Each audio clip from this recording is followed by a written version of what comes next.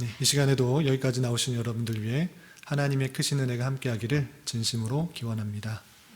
또한 이 시간에 여러 가지 사정으로 영상으로 함께 예배에 참여하는 분에게도 동일한 은혜가 함께하기를 진심으로 기원합니다. 네, 하루속히 이 사태가 진정이 되어서 함께 모여 예배하고 교제하는 날을 기대하면서 함께 예배하시면 좋겠습니다. 네, 오늘 말씀 읽기 본문은 마태복음 5장입니다. 마태복음 5장은 5장부터 7장까지는 예수님께서 산에서 설교하신 내용이라 해서 이른바 산상수훈으로 알려주었습니다. 예수님께서 세례 받으시고 또 제자를 삼으시고 많은 기적들을 베풀 때 많은 사람들이 찾아오게 되자 그 수많은 사람들에게 복음을 전파하기 위해서 아주 높은 산은 아니지만 산에 올라오셔서 그 많은 사람들에게 하나님의 복음, 천국 복음을 전파하는 내용이 5장부터 7장까지 기록되어 있습니다. 그래서 흔히들 산 위에서 복음을 교훈한 내용이다. 그래서 산상수훈이라고 합니다. 그 중에서 오늘은 5장 1절부터 12절까지 내와 있는 이른바 팔복, 8가지 복에 대해서 살펴보도록 하겠습니다. 그런데 이 팔복이라고 할 때 우리가 한글 성경에 쓰여 있는 대로 읽게 되다 보면 오해하는 경우가 있습니다. 어떻게 오해하느냐 했을 때는 5장 3절 보면 이렇게 표현되어 있습니다. 심령이 가난한 자는 복이 있나니 천국이 그들의 것입니다 라고 되어 있습니다. 그래서 이걸 잘못 이해하면 심령이 가난한 자에게는 어떤 복을 주느냐, 천국이 그들의 것이 되는 복을 주겠다라고 이해하는 경우가 있습니다. 또 4절에 애통하는 자는 복이 있나니 그들이 위로를 받을 것이다 이렇게 할 때 그냥 문맥상 잘못 읽으면 애통하는 그런 사람이 있을 텐데 그런 자에게는 복을 준다. 어떠한 복을 주느냐?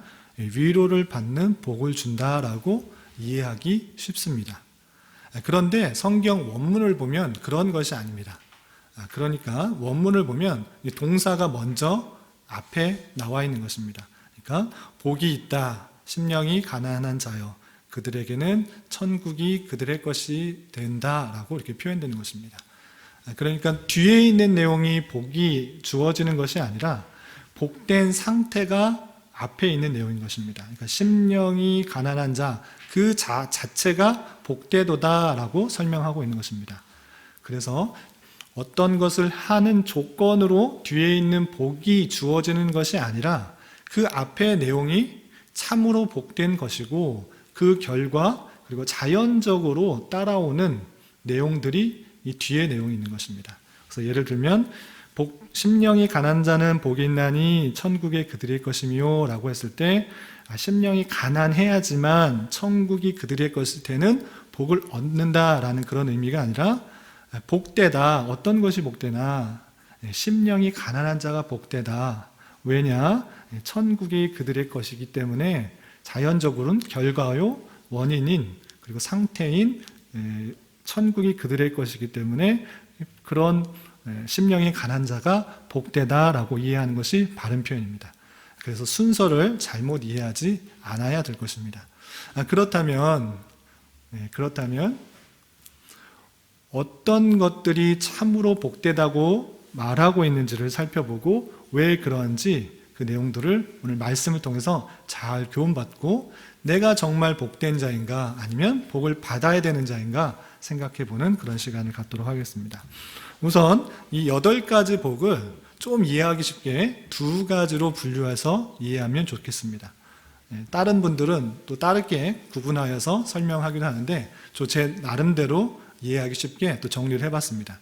2가지 분류법은 첫 번째는 여러분들 교환 주보에도 나와 있듯이 자기에게 속한 의가 없어서 어쩔 수 없이 은혜를 구하는 자들이 복되다라는 것이고 또 은혜를 받음으로 말미암아 그 주변 사람에게 어떤 행동을 하는 것 그 자체의 복된 모습을 보여주는 것입니다. 그러니까 쉽게 말하면 내 자신에 대한 그런 복 그리고 외부에 향한 그런 복 이 복의 내용들을 구분하여서 생각하면 이 팔복들을 이해하기 쉽습니다. 그렇다면 내 자신을 보면서 어떤 복을 느낄 수 있는 것인가, 세 가지로 표현할 수 있습니다. 첫 번째는 심령이 가난한 자가 복되다라는 것입니다. 왜 그렇다면 심령이 가난한 자가 복이 있는 것인가, 그 내용을 살펴봐야 됩니다. 왜 그러한가 라고 했을 때는 여기서 심령이라는 것은 푸뉴마라는 뜻인데 마음이라는 표현으로 다 바꿔서 표현할 수 있습니다. 그러니까 마음이 가난한 것, 심령이 가난한 것, 왜 가난하게 느끼냐면 내 자신을 되돌아봤을 때 의로운 것이 하나도 없구나라는 것들을 깨닫는 상태인 것입니다. 내 자신을 볼 때 정말 의롭고 정말 깨끗하고 정직한 것이 아니라 내 모습을 볼 때 정말 깨끗한 것이 없고 의로운 것이 없고 더러운 것만 있다라는 것들을 아는 상태, 그것이 심령이 가난한 상태입니다. 하나님 앞에서 봤을 때 내가 살아가는 모습을 정직하게 되돌아본다고 하면 내가 정말 하나님 뜻대로 살아가고 있는가, 하나님께서 원하시는 대로 살아가고 있는가, 그것이 아니라 하나님 앞에서 볼 때 도무지 내 안에 선한 것들이 없구나, 내 정말 정직한 것이 없구나, 의로운 것이 없다라는 것들을 안 상태에서 참된 의를 갈급하고 찾는 그런 상태의 모습인 것입니다. 그러한 자가 복이 있다라고 표현하고 있는 것입니다.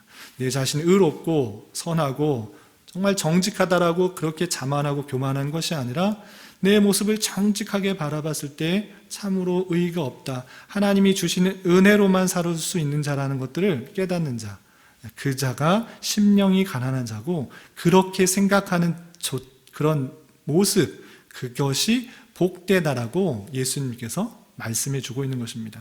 그러한 자는 어떠한 복이 주어지는가, 어떠한 상태가 또 귀결되는가라고 했을 때는 그러한 사람들은 천국이 그들의 것이다 라고 하는 것입니다. 그러니까 천국은 오직 내 자신의 의로 가는 것이 아니라 내 자신의 의가 없음을 알고 예수 그리스도께서 보여주신 참된 의로 말미암아 가는 것이라는 것들을 깨닫는 자이고, 그러한 자에게 주어진 당연한 결과가 천국이다라는 것입니다. 내 자신의 의의가 없다라는 것들을 잘 알고 마음을 줄여서 심령이 가난한 표현들을 하는 것, 그 자들에게는 자연적으로 천국이 주어진다, 예수 그리스도를 의로 말미암아 주어지는 그런 천국이 주어진다라고 할 수 있는 것입니다. 다시 말하면 천국은 어떻게 가는 것인가, 천국은 누구에게 주어지는 것인가 라고 했을 때는 내 자신의 의, 내 자신의 힘, 내 자신의 선행, 내 자신의 공로로 가는 것이 아니라 그 모든 공로가 없고 예수 그리스도께서 보여주신 십자가 보혈, 그 은혜로 말미암아 간다라는 것들을 깨닫는 것입니다.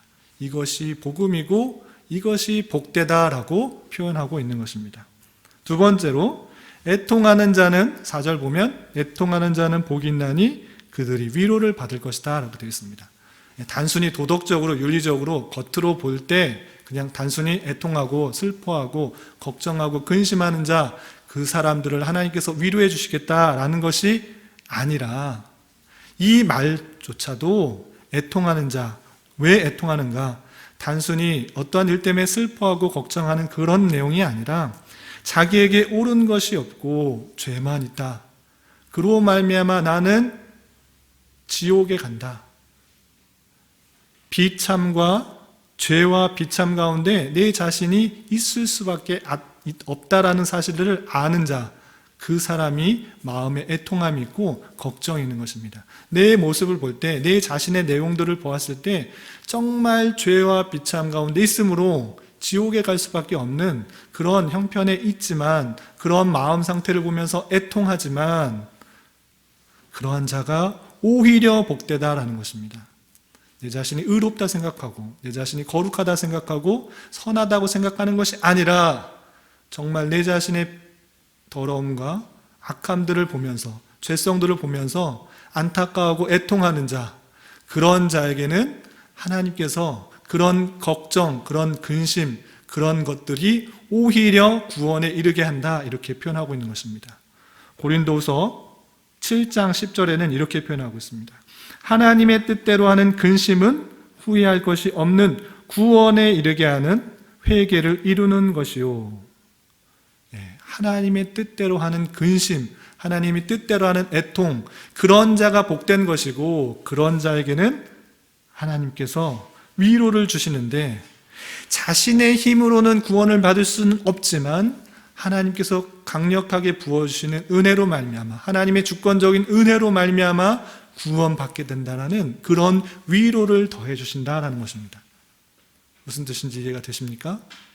단순히 어떤 것 때문에 슬퍼서 애통하는 거, 그럼 위로해 주시겠다라는 그런 도덕적인, 윤리적인 격려 차원의 말씀이 아니라 내 자신의 어떠함을 살펴보면서 애통하고, 구원받을 수 없으면 죄와 비참 가운데 있다는 그 사실들을 애통하는 그런 자, 그런 근심하는 자에게 하나님께서 그 근심을 바꾸어 구원에 이르게 하시는 위로를 주신다라는 그런 뜻으로 이해해야 되는 것입니다. 따라서 이 애통하는 자의 복이 있다라는 것은 그 자신의 상태를 잘 인식하면서 근심하는 자, 그 자가 참으로 복되다라고 예수님께서 말씀해 주시는 것입니다. 그러한 근심, 그러한 걱정, 그런 애통들이 하나님께서 의로 바꾸셔서 위로해 주시고 또한 구원에 이르게 하신다, 위로해 주신다라는 사실들을 잊지 말아야 될 것입니다. 그리고 한 개 건너뛰어서 6절에 보면 이런 표현이 있습니다. 6절 우리 함께 읽어보겠습니다. 시작. 의에 줄이고 목마른 자는 복이 있나니 그들이 배부를 것이며. 의에 줄이고 목마른 자 그들이 배부를 것이다. 이것도 그냥 문자적으로 의에 줄이고 옳은 것을 따르려고 하는 사람은 배불리 먹을 수 있겠다, 이렇게 생각하는 것이 아니라 이것도 내적인 내 자신을 바라보면서 참된 의, 참된 옳음을 바라고 따르는 것, 정말 갈급해하는 그런 사람이 복되다라고 하는 것입니다. 내 자신의 비참화, 저주의 그 상태, 옳은 것이 하나도 없다라는 것들을 잘 생각하면서 무엇을 구하느냐? 의를 구하는 것입니다. 의에 목마르고 의에 줄이고 참된 의를 찾는 그 모습 정말 귀하다, 정말 복되다라고 표현해 주고 있는 것입니다. 그렇게 갈망하는 자, 그렇게 구하는 자, 그런 자에게 하나님께서는 배부르도록 풍성한 은혜를 더하여 주셔서 구원케 해 주신다라는 그런 내용으로 이해하시면 될 것입니다. 그래서 즉 팔복 중에 이 세 가지는 이 내적인 내 자신의 내용들을 바라보면서 안타까워하며 탄식하며 참된 의를 구하는 그 모습이 얼마나 복된가를 주님께서 선포하여 주시는 것이고, 그런 모습이 있는 자는 자연적으로 천국 백성이 되고 또 하나님의 천국이 그들의 것이 되고 위로를 해주시고 또 더 많은 풍성한 은혜를 더하여 주셔서 배부르게 해주시겠다, 그 의로 풍성한 은혜를 더해 주시겠다라는 복으로 이해해야 될 것입니다. 아시겠습니까? 그리고 나머지 5가지 복은 내 자신을 보는 것이 아니라 그런 풍성한 은혜를 깨달은 자로서 이제 주변 사람과 이웃 사람에게 그리스도인으로서의 모습이 보여지는 그 자체가 참으로 복되다라는 것입니다. 그럼 어떻길래 그런 은혜를 받은, 오직 하나님의 주권과 하나님의 은혜 가운데 구원받게 되는 그런 은혜를 받은, 풍성한 은혜를 받은 자의 모습이 어떻길래 복되다 하는가 살펴보도록 하겠습니다. 먼저 7절에 보면 이런 표현이 있습니다. 긍휼히 여기는 자는, 7절 같이 읽어보겠습니다. 함께 읽겠습니다. 시작. 긍휼히 여기는 자는 복이 있나니 그들이 긍휼히 여김을 받을 것이며. 아멘. 긍휼히 여기는 사람, 다른 사람을 불쌍히 여기는 사람이 복이 있다. 왜 불쌍히 여기는 자가 복이 있는가라고 했을 때는 내 자신이 긍휼을 받았기 때문에 남을 긍휼히 여길 수 있는 것입니다. 내가 그 풍성한 긍휼을 받았기 때문에 남에게 그런 긍휼을 베풀 수 있는 거예요. 그런 긍휼을 받지 않은 사람은 남에게 그런 긍휼을 베풀 수가 없는 것입니다. 우리는 어떠한 긍휼을 받았습니까? 내 힘과 내 능력과 내 의지, 내가 선을 행함으로 내가 어떤 공로를 세웠기 때문에 내 열심 때문에 구원을 받은 것이 아니라 오직 예수 그리스도의 보혈의 은혜로 그를 믿음으로 말미암아 구원을 받게 됐다는 그 사실, 그 긍휼, 그 자비, 그 사랑을 받은 자이기 때문에 남을 긍휼히 여길 수가 있고 불쌍히 여길 수 있는 마음이 있는 것입니다. 그런 것이 없다면 남을 불쌍히 여길 수가 없어요. 제가 목사이긴 하지만 또 이 기독교의 풍성한 내용을 볼 때 다른 여타의 종교를 보면서 상당히 긍휼히 여기는 마음이 있어요. 예수님을 잘 믿게 되면 어떤 긍휼이 생기냐면 남의 다른 종교, 여타의 종교, 이 땅의 종교를 보며 안타까운 마음이 있어요. 어떤 마음이 있느냐? 우리는 여타의 이 땅의 세상의 종교는 내 열심을 가지고 내가 열심히 해야지, 신에게 잘 보여야지, 108배를 드리고 또 어떤 선행을 행하고 또 순례의 길을 행함으로 어떤 공료를 얻어서 어떤 신에게 만족을 얻어야지만 구원을 받는 것이 이 땅의 종교입니다. 그렇게 선을 행하고 108배를 하고 업적을 쌓아야지만 구원을 받는다 이렇게 말을 하지만 기독교는 그런 것이 아니라 우리의 힘과 능력, 어떤 선행을 통하여서 하는 구원을 받는 것이 아니라 오직 예수님께서 우리를 위해 십자가에 달려 돌아가심으로 말미암아 구원을 받는 것입니다. 하나님의 택하신 백성에게 베풀어 주시는 크고 풍성한 은혜인 것입니다. 그런 차이가 있어요. 우리가 믿음으로 말미암아 구원을 받는다라고 했을 때는 우리 믿는 행위를 통해서 구원받는다는 얘기가 아니라 모든 것을 주님께서 행하셨기 때문에 너희들은 아무것도 아닌 그 믿는 행위, 그 수단으로서 하나님의 은혜를 받게 된다라는 것입니다. 그래서 우리는 선한 행위, 열심을 행위, 여러 가지 신앙의 행위, 헌금을 열심히 하고 성경책을 많이 읽고 기도를 열심히 하고 주일 예배를 빠지지 않고 모든 성경 공부에 빠지지 않아야 구원받는 것이 아니라 그 모든 것들은 구원받은 자로서 당연히 기쁜 마음으로 행하는 것으로 있는 것입니다. 그것들이 없을지라도 우리는 하나님의 은혜 가운데 구원을 받았다라는 것입니다. 우리의 어떤 행위도 어떠한 죄도 그 하나님의 강력한 은혜를 끊을 수 없다라는 그런 사실들을 알아야 돼요. 그래서 우리는 주님으로부터의 풍성한 긍휼을 받은 자이고 이 받은 기쁨으로 말미암아 그런 긍휼을 받은 자로 말미암아 주변 사람에게 그런 긍휼을 베풀 수가 있고 주변에 그런 여타의 종교를 보면서도 불쌍한 마음, 긍휼한 마음들이 생기는 것입니다. 그렇게 긍휼히 여기는 자, 그 자체가 얼마나 복된 것인가. 왜냐? 그 긍휼을 깨달은 자이기 때문에 긍휼을 베풀 수 있다는 것입니다.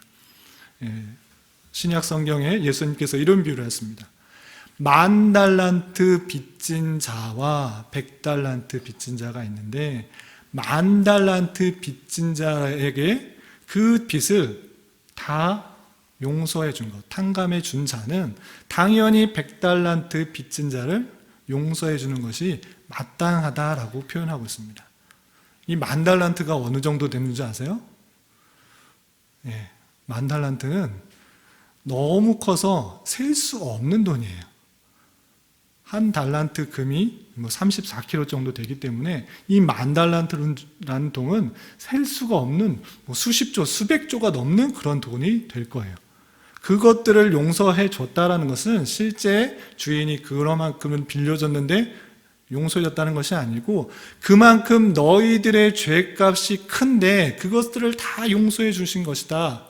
그렇기 때문에 100데나리온, 100일 동안 벌어서 얻을 수 있는 돈이 100데나리온인데 그렇게 조금 빚진 것, 잘못한 것 충분히 용서해 줄 수 있다라고 표현하고 있는 것입니다. 우리가 받은 사랑이 얼마나 큰지를 잘 깨달은 자로서 남에게 긍휼을 베풀 수 있는 것, 긍휼을 베푸는 것 얼마나 귀한 것인가. 그것이 정말 복되다. 긍휼히 여기는 자가 복되다라고 표현하고 있고 그렇게 긍휼히 여기는 자에게 주어지는 또한 복이 무엇인가? 계속적으로 하나님의 긍휼하심, 불쌍히 여기심, 또 인도하심을 받게 될 것이다 라고 표현하고 있는 것입니다. 또한 5절로 다시 넘어가서 5절에 보면 이웃과의 관계에서 어떤 마음을 갖고 있는 것이 복된가 또 표현하고 있습니다. 5절 같이 읽어보겠습니다. 시작. 온유한 자는 복이 있나니 그들이 땅을 기업으로 받을 것이며. 아멘. 예, 온유한 자, 마음이 넉넉하고 여유로운 자, 그 여유로운 자에게 땅을 기업으로 받는다. 땅을 받는다. 이것도 단순히 물질적으로 생각하면 안 되는 것입니다. 화를 내지 않고 너그러운 마음을 갖고 있으면 하나님께서 땅 주신대. 이렇게 땅의 마음을 빼앗겨서 땅의 복을 받으려고 온유한 마음을 품으라고 하는 것이 아니라 온유한 마음을 가진 그 자체가 참으로 복되다. 왜냐하면 땅을 기업으로 받기 때문이다 라고 하는 것입니다. 그럼 땅을 받는 것이 무엇인가? 이것을 잘 이해해야 됩니다. 우리나라 사람은 땅이 재산이에요. 땅을 많이 받으면 좋아요. 그런데 이때 당시 구약시대나 신약시대나 이스라엘 사람에게 땅은 어떤 의미가 있을까요? 네. 농사 지어야 되는 땅이죠. 출애굽하여서 약속하신 가나안 땅에 들어가도록 했을 때 이스라엘 백성들에게 명령하신 것이 있어요. 하나님께서 약속하신 그 땅 너희들이 들어갈 터인데 너희 거기 가서 하나님께서 각 지파마다 제비 뽑아서 기업으로 각 땅을 주었어요. 그런데 하나의 조건이 있어요. 무슨 조건이 있었는지 아세요? 땅의 지계표, 땅의 경계표를 옮기지 말라 했어요. 무슨 뜻이에요? 하나님께서 각 지파에게 주신 것은 너의 기업이지 네가 재산을 늘리기 위해서 땅을 조금 더 늘리고 조금 더 늘리고 이렇게 하도록 되어 있다 안 되어 있다? 안 되어 있어요. 그래서 구약시대 아합 왕이라는 사람이 저 포도원이 너무 갖고 싶었는데 포도원을 내 돈 줄 테니까 팔아라 라고 말했어요. 근데 포도원 주인이 팔았을까요? 안 팔았을까요? 안 팔았어요. 그럼 왜 안 팔았어요? 땅은 팔고 사고 하는 게 아니에요. 왜? 하나님께서 하나님의 백성에게 그냥 주어주신 것이지 그걸 재산을 늘리기 위해서 내가 원한다고 해서 저 땅이 좋아 보인다고 해서 돈 주고 사는 것이 아니라는 뜻이에요. 그러니까 이스라엘 백성에게 땅은 하나님께서 주어주신 것이고 하나님의 백성이라는 표예요. 가나안 땅에 땅을 주었다? 그것은 하나님의 백성이니까 주신 것이라 생각하는 거예요. 땅이 너의 기업이다 라고 했을 때 땅을 기업으로 받는다 그랬을 때 나는 외인이 아니요 하나님의 백성이구나를 깨닫는 수단이에요. 왜 온유한 자가 하나님의 백성입니까? 그 표현이 구약 시편 37편에 잘 나와 있어요. 우리 그것도 한번 찾아보겠습니다. 시편 37편 구약 성경 828쪽 전후를 보시면 되겠습니다. 시편 37편에 다윗의 시가 있는데 다윗의 시를 보면 11절 먼저 보겠습니다. 11절에 오늘 똑같이 예수님의 그런 복에 대한 선언과 같은 표현이 다윗이 먼저 하고 있어요. 어떤 표현이었는지 37편 11절 말씀 찾으셨나요? 함께 봉독하겠습니다. 시작. 그러나 온유한 자들은 땅을 차지하며 풍성한 화평으로 즐거워하리로다. 아멘. 같은 표현이죠. 온유한 자들이 뭘 차지한다고요? 땅을 차지한다 그랬어요. 예수님께서도 팔복을 말씀하시면서 온유한 자는 복되다. 땅을 기업으로 받을 것이다 이렇게 말했는데 다윗이 이미 그렇게 설명을 하고 있고 그 노래를 하고 있어요. 온유한 자들은 땅을 차지할 것이다 이렇게 표현하고 있습니다. 왜 온유한 자가 땅을 차지하고 하나님의 백성으로 인쳐지는가? 그 윗 내용을 살펴보면 알 수 있습니다.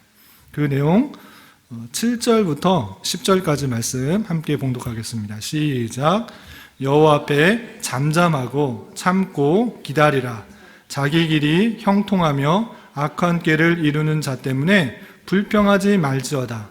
분을 그치고 노를 버리며 불평하지 말라. 오히려 악을 만들 뿐이라. 진실로 악을 행하는 자들은 끊어질 것이나 여호와를 소망하는 자들은 땅을 차지하리로다. 잠시 후에는 악인이 없어지리니 내가 그곳을 자세히 살필지라도 없으리로다. 아멘. 이것은 무엇이냐면 악한 사람이 있고 또 선한 사람이 있는데 악한 사람 때문에 고난받고 힘들어하고 그 잘되는 것 때문에 두려워하고 조급해하지 말라. 왜냐? 그 모든 것은 하나님께서 심판하시기 때문에 그렇게 조급해하고 두려워하고 걱정할 필요가 없다라는 것입니다. 하나님께 모든 것을 맡기고 참고 기다리면 하나님께서 그 모든 것들을 하나님의 방법대로 선하게 이끌어 나가시기 때문에 그렇게 조급하며 두려워하며 성내며 두려워할 필요가 없다라는 것입니다. 그러니까 온유한 자의 모습은 어떤 사람이 온유하게 되느냐라고 했을 때는 하나님께 모든 것을 맡기는 자, 하나님께 그 주권을 맡기는 자는 온유한 자가 될 수 있는 것입니다. 그래서 온유한 자가 복이 있다라는 것은 모든 것을 하나님께 맡기는 것, 하나님의 주권을 맡기고 하나님의 섭리의 모든 것을 맡길 때 바로 당장에는 내 생각과 내 뜻과 내 계획대로 되어지지 않는 것 같고 악한 사람이 득세한 것처럼 잘 되는 것처럼 보일지라도 그 최후의 심판을 알고 하나님께서 그들을 치실 것을 아시고 하나님께서 가장 선한 방법으로 이루어 주실 것을 아는 것을 알기 때문에 온유할 수 있는 것입니다. 조급하지 않고 두려워하지 않고 평안한 마음으로 하나님의 뜻을, 하나님께서 모든 것들을 이루어 줄 것을 아는 자입니다. 그렇기 때문에 온유한 마음을 가질 수가 있는 것이고 그러한 자가 복되다라고 선언하고 있는 것입니다. 하나님께 모든 것을 맡기고 하나님의 섭리를 맡기고 하나님의 일하심들을 맡길 수 있는 자, 그런 자가 참으로 복된 것이고 그들은 땅을 받을 것이다. 다른 표현으로 말하면 하나님의 백성으로 인침을 받는 것이다 라고 표현하고 있는 것입니다. 온유한 마음을 갖고 있는 것, 그것은 하나님의 주권을 인정하는 자의 모습이고 깨닫는 모습이고 그런 모습이 천국 백성으로 또한 예수님의 공로로 하나님의 주권 가운데 예수님의 보혈로 말미암아 구원을 받은 자로서의 자세인 것입니다. 그러한 자세가 당연히 드러나는 것이고 그런 모습이 참으로 복되다. 그 사람들은 하나님의 백성이요 하나님이 주시는 땅에서 기업을 받을 것이다. 하나님의 백성으로 인쳐질 것이다 라고 하고 있는 말씀들을 잘 깨달아야 될 것입니다. 또 8절 다시 마태복음으로 돌아오겠습니다. 마태복음 5장 8절 말씀 찾으셨죠? 다시 함께 봉독하겠습니다. 시작. 마음이 청결한 자는 복이 있나니 그들이 하나님을 볼 것이며 하나님을 볼 것이요. 하나님은 영이신데 어떻게 하나님을 볼 수 있습니까? 마음이 청결하면 볼 수 있대요.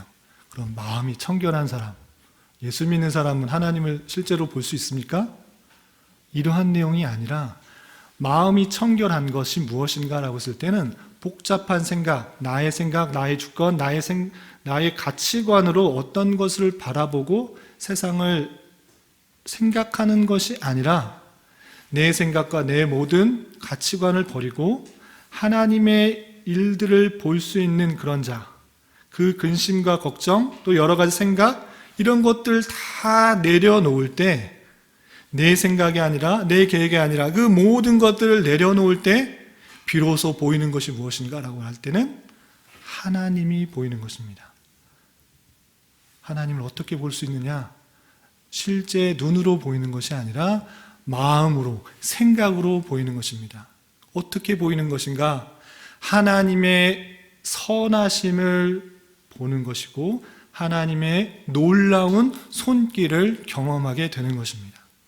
눈으로 실제로 하나님이 어떻게 생겼다, 눈으로 보이는 것이 아니라 내 모든 생각과 내 모든 가치관과 내 계획들을 다 내려놓고 하나님께서 주시는 힘으로 살겠다라고 고백하는 마음이 청결한 자, 깨끗한 자, 그런 자에게는 내가 세워놓은 계획이 아니기 때문에 하나님의 계획, 하나님의 섭리, 하나님의 다스림을 눈으로 볼 수 있는 것이고 그로 말미암아 하나님이 계시는구나를 깨닫게 되는 것입니다. 마음을 청결하게 가진 자, 참으로 복되구나. 그들은 하나님을 볼 것이다. 하나님의 손길들을 볼 것이다. 하나님을 경험하게 될 것이다. 라고 말하는 하나님의 음성들을, 예수님의 그 교훈들을 잘 생각해야 될 것입니다. 마음이 청결한 그 모습이 정말 복되다. 하나님을 믿는 자로서, 예수님으로 말미암아 구원받은 자로서 천국 시민으로서 가져야 할 자세, 마음을 청결하게 하라. 내 생각, 내 계획, 모든 그런 것들로 걱정, 근심으로 내 계획대로 살아가는 것이 아니라 그런 것들을 다 내려놓을 때 비로소 보이는 하나님의 선한 손길과 인도하심들을 경험함으로 정말 하나님이 위대하시구나, 선하시구나, 아름다우시구나, 나와 함께 하시는구나, 나를 위로하여 주시는구나, 이런 것들을 경험함으로 하나님을 보게 될 것입니다. 이러한 은혜들을 깨달을 수 있기를 바랍니다. 9절 말씀 함께 읽어보겠습니다. 시작. 화평하게 하는 자는 복이 있나니 그들이 하나님의 아들이라 일컬음을 받을 것이며. 아멘. 화평하게 하는 자는 복이 있는데 그것은 하나님의 아들이라 일컬음을 받는다 했습니다.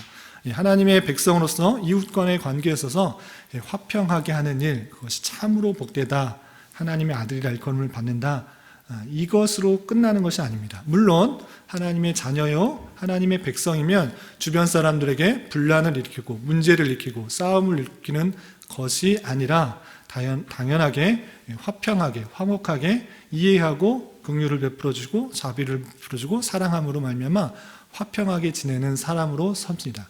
그런데 단순히 그렇게 화평하는 자가 하나님의 아들이라 말하는 것에 그치는 것이 아니라 이 성경에서 화평하게 하는 자의 용례를 잘 살펴봐야 됩니다. 성경에서 화평하게 한다는 것은 단순히 남과의 이웃과의 관계에서 화목하게 선하게 잘 지내는다 이렇게 끝나는 것이 아닙니다. 이 화평하게 하는 자는 특별히 성경에서 쓰였을 때는 하나님과 사람과의 관계를 이어주는 것을 뜻하는 것입니다. 하나님과 사람과의 관계가 끊어짐으로 말미암아 어떻게 보면 원수 간의 관계에 있는 상태인데 예수 그리스도께서 화목제로 죽으셨습니다. 무슨 뜻인지 아시죠? 화목하게 하셨다. 왜 화목이라는 단어가 그때 쓰였는가 했을 때는 하나님과 사람과의 관계를 이어주는 그런 제사로 쓰였다라는 뜻입니다. 여기서 그래서 화평하게 하는 자라는 것은 하나님의 백성으로서 주변 사람에게 복음을 전함으로 말미암아 믿지 않았던 사람들이 하나님의 백성이지만 택하신 사람이지만 아직 예수 그리스도를 알지 못하는 사람일지라도 그 복음 전하는 것으로 말미암아 하나님과 그 사람과의 관계를 화평하게 화목하게 이어주는 관계를 뜻하는 것입니다.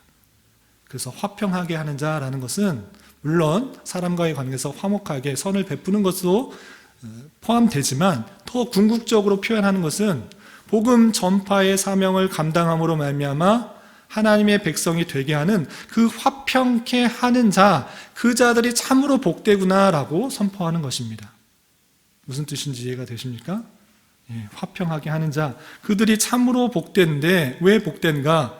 그들이 하나님의 아들, 하나님의 자녀, 하나님의 백성이라고 일컬음을 받게 된다라는 것입니다. 이 내용이 에베소서 2장 13절부터 19절까지 잘 나와 있습니다. 우리 이것도 제가 그냥 시간 관계상 제가 한번 읽어보겠습니다. 에베소서 2장 13절부터 19절까지 화평하게 한다라는 표현이 잘 나와 있는데 빨리 찾을 수 있으신 분들은 찾아보시고 제가 한번 읽어드리도록 하겠습니다. 에베소서 2장 13절부터 19절.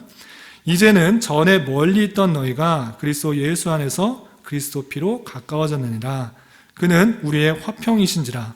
둘로 하나를 만드사 원수된 것 곧 중간에 막힌 담을 자기 육체로 허시고 법조문으로 된 계명의 율법을 폐하셨으니 이는 이 둘로 자기 안에서 한 세 사람을 지어 화평하게 하시고 또 십자가로 이 둘을 한 몸으로 하나님과 화목하게 하려 하심이라. 무엇은 된 것으로 십자가로 소멸하시고 또 오셔서 먼 데 있는 너희에게 평안을 전하시고 가까운 데 있는 자들에게 평안을 전하셨으니 이는 그로 말미암아 우리 둘이 한 성령 안에서 아버지께 나아감을 얻게 하려 하심이라.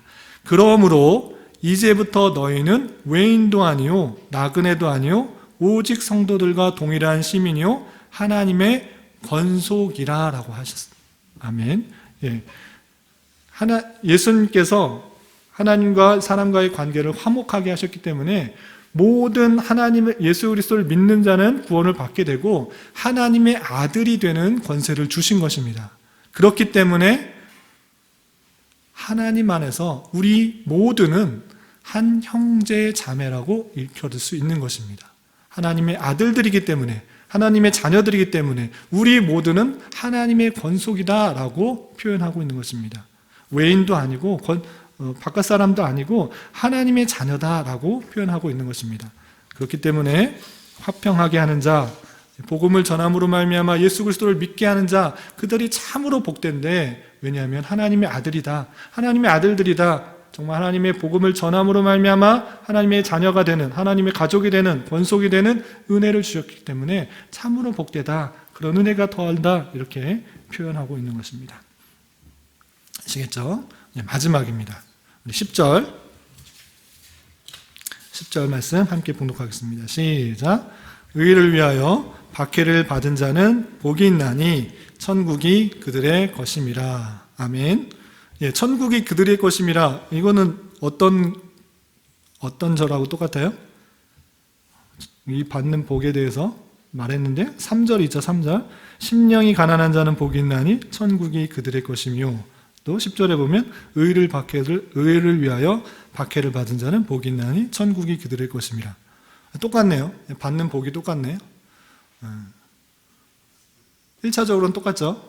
내용이 똑같아요. 근데 왜 천국이 그들의 것인가 먼저 살펴보고 완전히 똑같은가를 또 더 살펴보도록 하겠습니다. 우선 천국이 그들의 것이다 라고 했을 때, 천국은 어떻게 간다? 어떻게 구원을 받는다? 예수 그리스도를 믿음으로 구원을 받는다라는 것들이 먼저 있어야 돼요. 그리고 아까 3절에서도 심령이 가난한 자라는 것들은 내 자신의 의가 아니고 예수 그리스도의 의로 말미암아 그 의를 믿음으로 하나님의 백성이 되는 것이고 천국이 주어진다라고 했습니다. 10절에서도 마찬가지로 의를 위해서 박해를 받은 자가 복이 있다고 했어요. 의를 위해서 박해를 받은 자.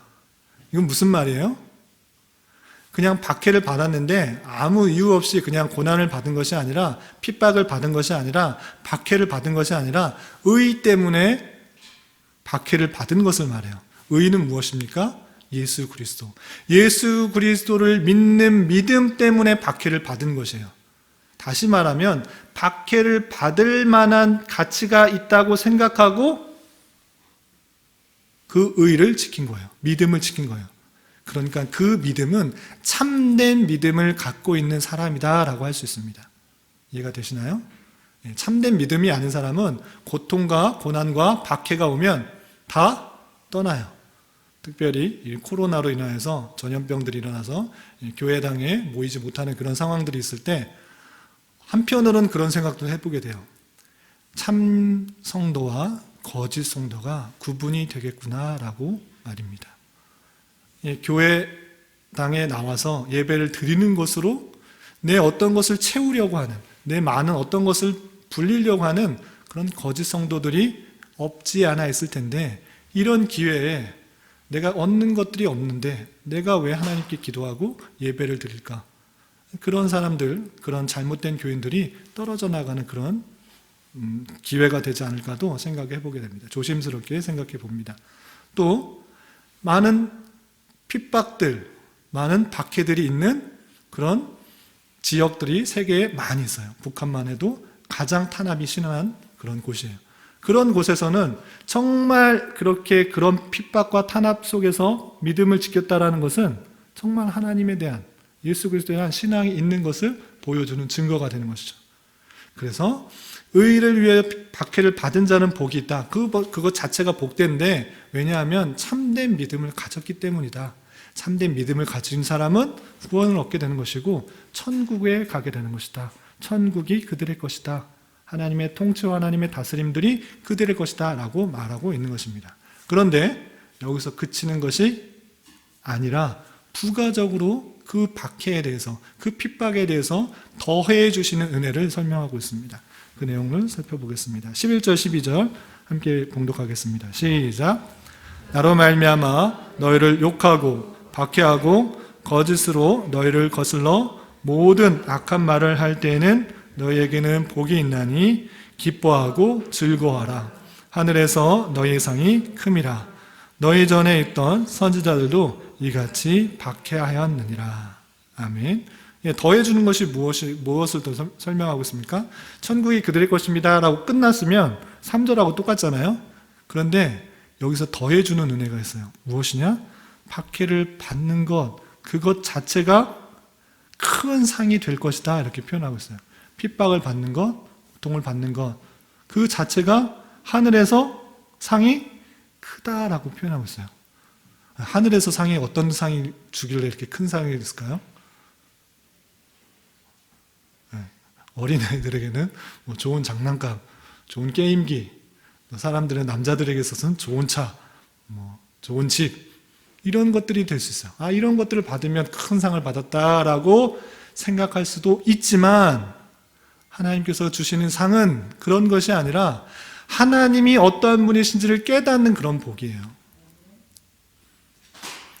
이 세상 모든 만물들이 주께로 왔다라는 것, 복의 근원이 누구인지를 아는 것이 중요한데, 제가 자녀들에게, 시온이에게 돈을 주고 또는 뭐 장난감을 사주고, 물론 자녀들에게 있어서는 돈이 좋고 또는 장난감이 좋지만, 그것보다 더 중요한 것은 그것을 주시는 분이 누구이신가를 더 중요하게 생각하고 좋아해야 될 터인데, 그 모든 것들이 주시는 분이 하나님이시기 때문에 하나님을 발견하는 것이 정말 중요한데, 천국에서 상은 다른 것이 아니라 하나님이십니다.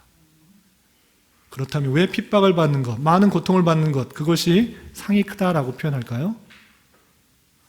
조금 고통을 받고 조금 핍박을 받는 사람하고 많은 핍박을 받는 사람하고 왜 상이 다를까요?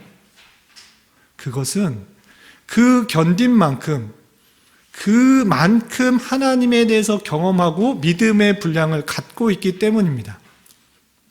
이해가 되십니까? 조금 믿음을 갖고 있는 사람들은 어떤 핍박이 오고 어떤 시련을 주면 금방 쓰러지고 거기까지만 참아요. 거기까지만 하나님에 대해서 알기 때문에. 그렇지만 굳건한 믿음을 갖고 하나님께서 이 힘든 상황 속에서, 이 어려운 상황 속에서, 이 핍박받는 상황 속에서도 나와 함께하여 주시고 나의 신음을 들으시고 나에게 힘을 주신다는 것들을 경험함으로 말미암아 내가 견딜 수가 있는 거고 참을 수가 있는 것이고 핍박을 당할 수가 있는 거예요. 그 많은 핍박을 받았다, 그러면서도 의를 지켰다, 믿음을 지켰다, 그만큼 하나님에 대해서 함께하여 주시고 하나님의 은혜를 주셨고 하나님의 능력을 주셨기 때문에 감당할 수 있었던 것이고, 그렇게 많은 핍박을 받은 그 자체, 그만큼 그가 단련되고 하나님의 모습과 가까워지고 하나님과의 친밀한 가운데 가까이 있었고 하나님이 주시는 믿음 가운데 그가 있었구나라는 것들을 알 수가 있는 것이고, 그래서 하나님을 배울 때 하나님이 나의 신음 속에서, 나의 고통 속에서, 나의 어려움 속에서 함께 하신 그 하나님이 나 앞에 계시구나, 그것들을 발견함으로 그 기쁨, 그 감사, 그 위로, 그 평안이 내게 있음으로 말미암아 상이 큰 것이다 라고 이해될 것이에요. 단순히 예수 믿고 죽으면 천국 갑니다.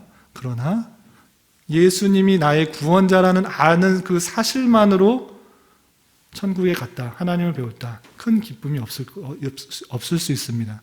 그렇지만 나의 고통과 나의 힘듦과 나의 어려움 속에서도 하나님께서 외면하지 않으시고 나의 옆에 계셔서 나를 위로하여 주시고 격려하여 주시고 나의 신음소리를 들으시고 나의 기도소리를 들으시고 견디게 하시고 또 이겨나가게 하시고 힘을 주신 그 하나님을 아는 상태로 그 모든 핍박과 탄압 속에서도 힘을 주신 그 하나님을 경험함으로 하나님을 배울 때 그 기쁨들은 더욱더 클 거예요.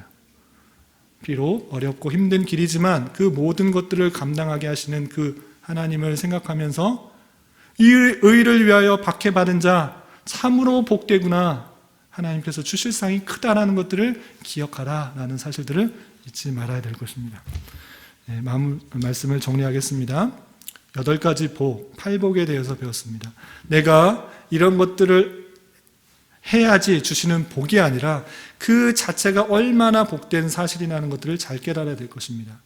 천국 시민, 하나님의 백성으로서 내 자신의 의가 없음을 정말 애통해하고 하나님의 주시는 의를 굶주려 하며 또 목말라 하며 가난한 마음으로 살아가야 될 것이고, 또한 그런 주시는 풍성한 은혜 가운데 주변 사람에게 화평하게 하고 또 의를 위하여 박해받을 수도 있고 또 긍휼히 여길 수 있는 그런 마음을 가질 수 있기를 바랍니다. 이런 은혜 가운데 오늘 하루 또 한 주간 또 남은 한평생을 살아갈 수 있는 저와 여러분이 되시기를 주님의 이름으로 부탁을 드리겠습니다. 기도하겠습니다. 하나님 아버지 감사합니다. 오늘 말씀을 통해 예수 그리스도를 통하여 구원받은 그 자체가 가장 복된 것이며 복된 자로서의 모습들이 내적으로 외적으로 어떻게 드러나는지 살펴보았습니다. 이 말씀의 교훈대로 이미 주신 복된 은혜들을 감사하며 잘 누리게 하여 주시고 우리 주변에게도 복된 사실을 나누며 전할 수 있는 자 되게 하여 주시옵소서. 오직 주님만 나의 힘과 능력과 위로와 기쁨이 되게 하여 주셔서 때때로 내가 만나는 여러 가지 어려운 상황과 여건들도 담대하게 잘 견디며 승리하게 하여 주시옵소서. 예수님의 이름으로 기도드리옵나이다. 아멘.